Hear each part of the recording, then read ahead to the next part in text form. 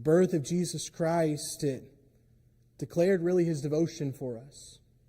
To think of all that he gave up to come and live a humble life. To think of what Christ did so that he could give himself a ransom for many.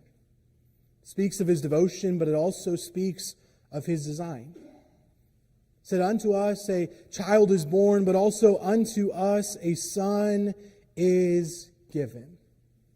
Does that remind you of a well-known verse? Think of John 3:16, for God so loved the world that he gave his only begotten Son.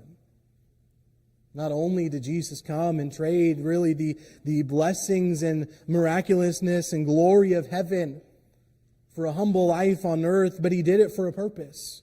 Because a son was given, because Jesus came, he came really not just to be born in a manger, but later to die on a cross for our sin.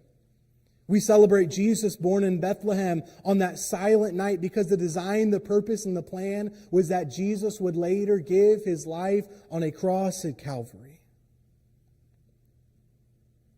That phrase, a son is given.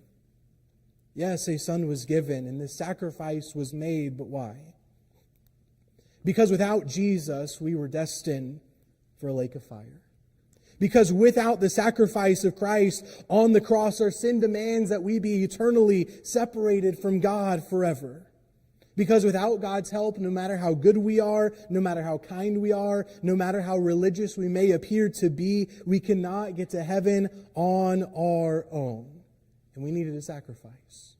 We needed a Savior. We needed the sinless, spotless Son of God to leave his throne and his place in heaven to come down to this cruel and difficult and suffering world so that he could give his life for our sin. And for that reason, the Son was given.